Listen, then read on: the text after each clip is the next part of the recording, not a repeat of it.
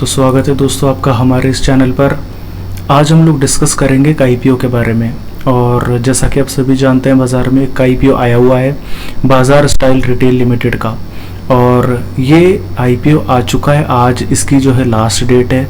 और इस आईपीओ के अंदर में हमें अप्लाई करके जाना चाहिए नहीं जाना चाहिए, इसके बारे में हम लोग थोड़ा सा समझने की कोशिश करेंगे। तो वीडियो को स्टार्ट करने से पहले मैं आपको बताना चाहूँगा, अगर मेरे वीडियोस आपको पसंद आते हैं और आप अगर इसको यूट्यूब पर देख रहे हैं तो चैनल को सब्सक्राइब कर दीजिए, फेसबुक पर देख रहे हैं तो आप पेज को फॉलो कर लीजिए। तो चलिए हम वीडियो स्टार्ट करते हैं। देखिए, बाजार स्टाइल रिटेल का आईपीओ, पहली बात तो ये बुक साइज़ जो है आपकी तकरीबन 850 करोड़ रुपए की बुक साइज़ के साथ में आ रहा है। और 150 करोड़ रुपए का जो है फंड कंपनी फ्रेश इशू के जरिए उठा रही है और लगभग 700 करोड़ का फंड जो है कंपनी ओएफएस के जरिए उठा रही है। सब कुछ शुरू करने से पहले हम लोग पहले इस कंपनी के बारे में समझते हैं कि कंपनी किस चीज़ की और ये करती क्या है। देखिए, जैसा कि आपको नाम से ही नज़र आ रहा है, बाजार स्टाइल रिटेल लिमिटेड, ये कंपनी फैशन डिज़ाइनिंग के अंदर में काम करती है। बच्चों के लिए, बड़ों के लिए कुछ खास तरीके के जो है कपड़े और टेक्सटाइल बिजनेस के अंदर में कंपनी है। कंपनी का इनकॉर्पोरेशन हुआ था जून 2013 में, तकरीबन 10 साल पुरानी ये कंपनी है। और मुख्य तौर पर ये हमेशा से जो है कंपनी 2 ही राज्यों के अंदर में काम करती है, ये वेस्ट बंगाल और उड़ीसा के अंदर में।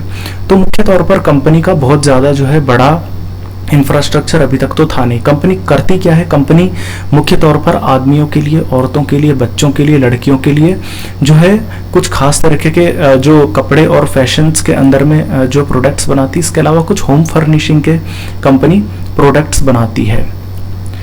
इसके अलावा अगर आप गौर करेंगे तो देखिए 31 मार्च 2024 को, यानी कि कंपनी जब आई थी तब से लेकर के 10 साल के अंदर में कंपनी ने काफ़ी जो अपने एम्प्लॉयज़ को ट्रेन किया है।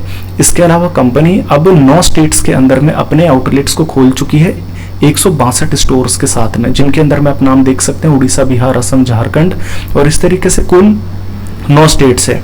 कंपनी ने अपने खुद के हाउस मार्केटिंग टीम क्रिएट करी है 13 लोगों के साथ में, और जिसे कंपनी अब बढ़ा करके 57 कर चुकी है। और कंपनी अब बहुत तेजी से काम कर रही है रिटेल और टेक्सटाइल के अंदर में। हालांकि देखिए, ये हमारे लिए एक थोड़ा सा एक रिस्की बिजनेस है, आपको समझना पड़ेगा।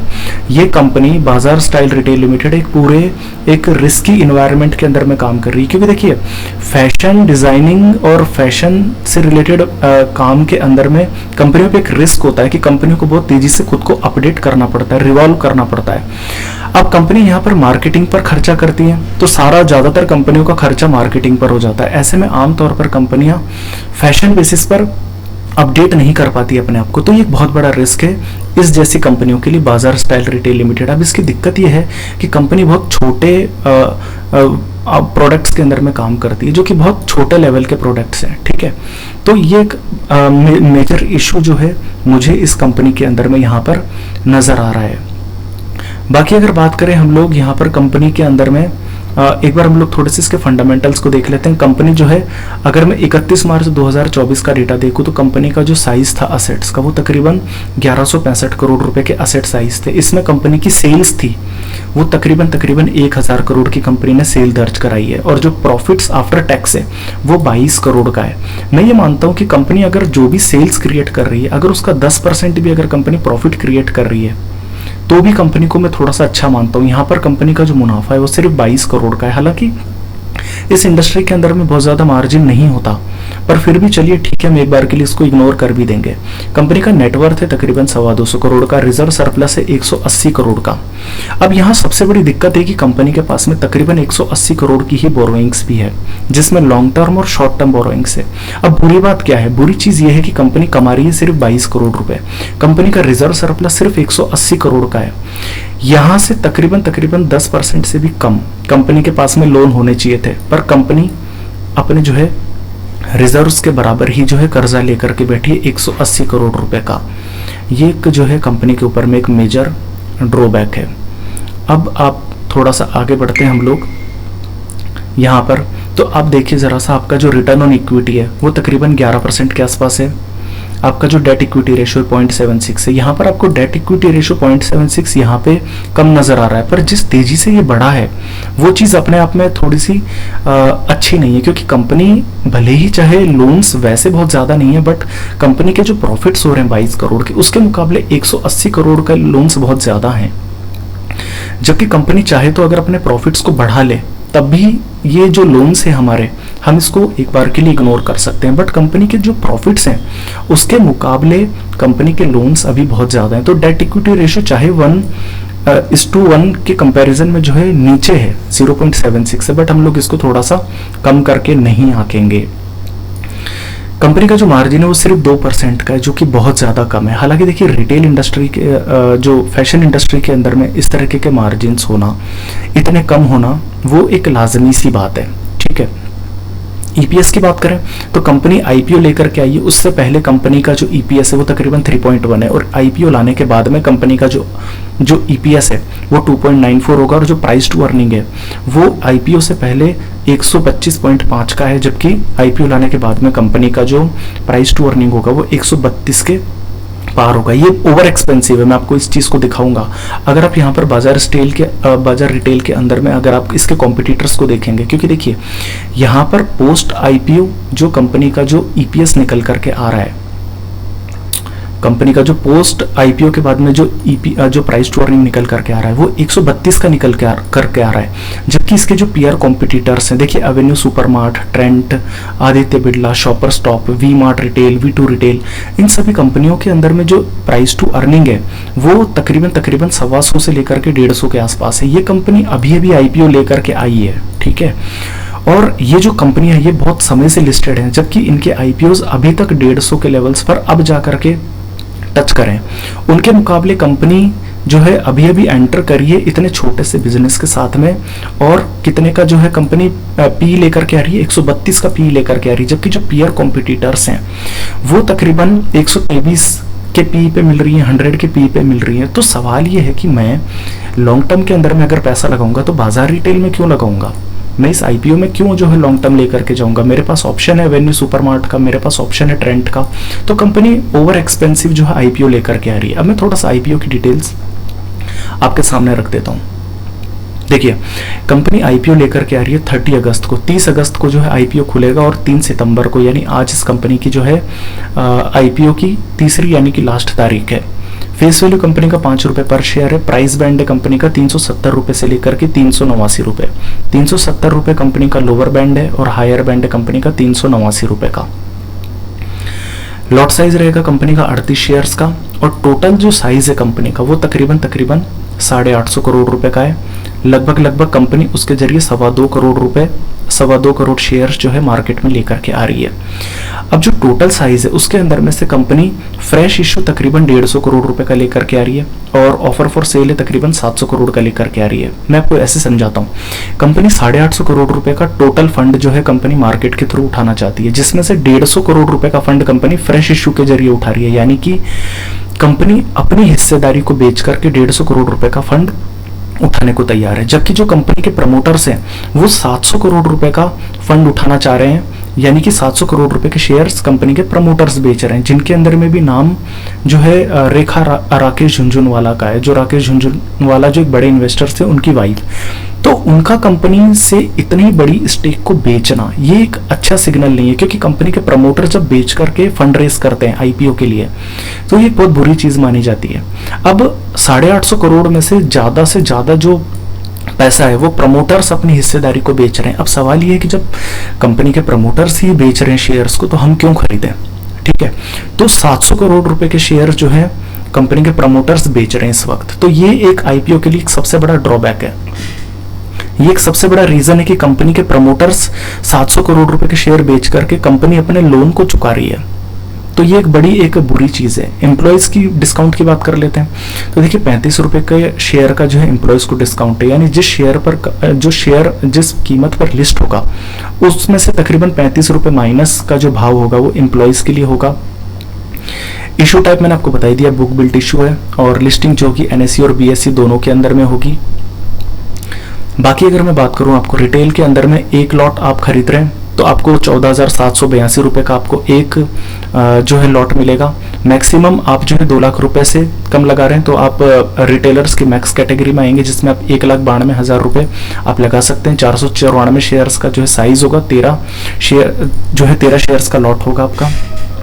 एचएनआई कैटेगरी के अंदर में एंटर करते ही आपको जो है यहाँ पर 14 का लॉट हो जाएगा। और HNIs के अंदर में मैक्सिमम पर जाते हैं आप 67 शेयर्स का आपका जो है लॉट हो जाएगा, ये मैं बता चुका आपको। इसके अलावा आप ये समझ लीजिए कि शेयर आपके जो है शेयर्स इशू करने से पहले, IPO लाने से पहले कंपनी के जो शेयर होल्डर्स है इनके पास में 55% की हिस्सेदारी है। अब कंपनी के जो प्रमोटर्स हैं वो बाहर निकलेंगे तो ये जो हिस्सेदारी है ये रिड्यूस होगी। हालांकि डेटा हमारे पास में ये अभी नहीं आया है। इसके अलावा बात करें अगर हम लोग एंकर इन्वेस्टर्स की, तो देखिए टोटल एंकर्स को जो है 65 लाख शेयर्स इशू करे गए। आपको मैं दिखा सकता हूँ यहाँ पर, ये देख लीजिए 65 लाख शेयर्स आपके जो है एंकर इन्वेस्टर्स को दिए, जो IPO से काफी समय पहले जो शेयर्स जिनको अलॉट हो चुके होते हैं। तो एंकर इन्वेस्टर्स को जो है तकरीबन 250 करोड़ रुपए के शेयर्स मिले, यानी कि 800 साढ़े 800 करोड़ में से 250 करोड़ रुपए का साइज जो है आपके एंकर इन्वेस्टर्स के हाथों में आ चुका है। इसके अंदर में भी अगर हम 250 करोड़ में से बात करें तो 50% तकरीबन 125 करोड़ शेयर्स के लिए जो है एंकर इन्वेस्टर्स के पास लॉक इन है, यानी कि 4 अक्टूबर से पहले 30 दिन से पहले एंकर इन्वेस्टर्स बेच नहीं सकते। और 3 महीने का लॉक इन इनका जो है एंकर इन्वेस्टर्स का बाकी के 50% शेयर्स के लिए। तो ये इनका मोटा मोटी जो है एक बात है जो मैं डिस्कस यहाँ पे कर चुका हूँ। इसके अलावा अगर मैं यहाँ पे बात करूं कि यहाँ पर इस कंपनी के अंदर में पैसा लगाना चाहिए नहीं लगाना चाहिए, तो मैं इस कंपनी के अंदर में आपको क्लियरली बोलूंगा इसे आप अवॉइड कर दीजिए। रीजन बता देता हूँ मैं आपको। रीजन सबसे बड़ा ये है कि अगर आप यहाँ पर ग्रे मार्केट के अंदर में प्रीमियम देखेंगे जो हमारे कॉस्टॉक के रेट्स होते हैं, तो IPO के जो ग्रे मार्केट प्रीमियम है बाजार स्टाइल के, देखिए 28 तारीख को इसका प्रीमियम तकरीबन 140 रुपए का था, जो 36% ऊपर लिस्टिंग की एक्सपेक्टेशंस थी। अब जब 3 दिन गुजर चुके हैं और सब्सक्रिप्शन मिल चुका है शेयर को, तो आज इसकी जो कीमत है वो सिर्फ 60 रुपए का प्रीमियम रह चुका है। ये सिर्फ 15% का है। अब पॉइंट ये है कि सिर्फ 15% के रेट जो है प्रॉफिट के लिए आपको बाजार में इसमें पैसा लगाना चाहिए नहीं लगाना चाहिए वो आप देख लीजिए। बाकी पॉइंट ये है कि इसके अंदर में आपको ओवरऑल क्या करना चाहिए। देखिए मैं क्या करने वाला हूँ आपको मैं चीजें बता देता हूँ। पहली बात तो मैं इस शेयर को पूरी तरीके से अवॉइड करने की फिराक में हूँ। क्यों? क्योंकि सबसे पहला रीजन है कंपनी जो है सारा का सारा फंड जो OFS के जरिए लेकर के आ रही है। ये देख लीजिए 850 करोड़ रुपए का टोटल फंड है।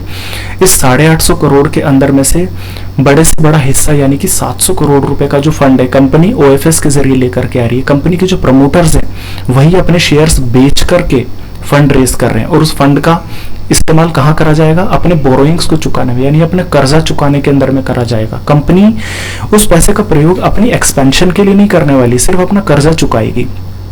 तीसरा सबसे बड़ा रीजन है मेरा बिजनेस टाइप। ये जो कंपनी जिस बिजनेस के अंदर में उतरी हुई है ये फैशन इंडस्ट्री, और फैशन इंडस्ट्री के अंदर में बहुत ज्यादा अपडेट खुद को रखना पड़ता है। अब बात यह है कि कंपनी OFS के जरिए फंड उठाकर अपने आप को ग्रो करने की बजाय कंपनी बोरोइंग्स में पैसा चुकाएगी, तो कंपनी के पास पैसा तो बचेगा नहीं वैसे बहुत ज्यादा। तो ऐसे में कंपनी इसको बिजनेस को ग्रो करने के लिए पैसा कहां से लेकर के आएगी, एक सबसे बड़ा सवाल है। चौथा सबसे बड़ा इस IPO को ना खरीदने का जो रीजन है वो ये है कि ग्रे मार्केट के अंदर में जो इसका प्रीमियम जिस तरीके से गिर रहा है वो बहुत ज्यादा शॉकिंग है। 28 तारीख को उसका प्रीमियम 140 रुपए का था 36% के आसपास, और अब सिर्फ 60 रुपए का रह चुका है जो कि सिर्फ 15% के आसपास है। तो प्रीमियम इतना तेजी से गिर रहा है क्योंकि लोगों को पसंद नहीं आ रहा है ये शेयर।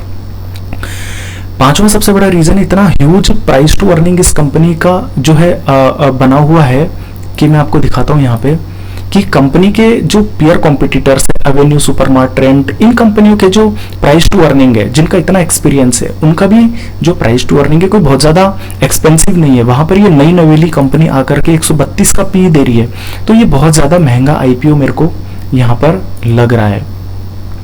इसके अलावा जो आखिरी मेरा रीजन है वो ये है कि बेटर IPOs आर कमिंग। देखिए बाजार में भी बहुत सारे IPOs आने वाले हैं। मैं 15,000 रुपए या इससे ज्यादा रुपए इस कंपनी के अंदर में रोकने वाला नहीं हूं। मैं बहुत सारे दूसरे IPOs के लिए रेडी रहूंगा, NSE के लिए रेडी रहूंगा।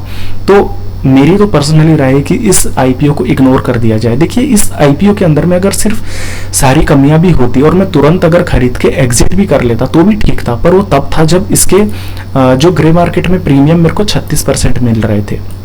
अब क्योंकि ग्रे मार्केट में प्रीमियम इस कंपनी का इतना ज्यादा गिर चुका है, 140 से 60 रुपए आ गया, तो मैं अब इसमें तुरंत एंट्री और एग्जिट की भी बात नहीं करूंगा। तो मैं ओवरऑल इस कंपनी को पूरी तरीके से इग्नोर करना चाहता हूं।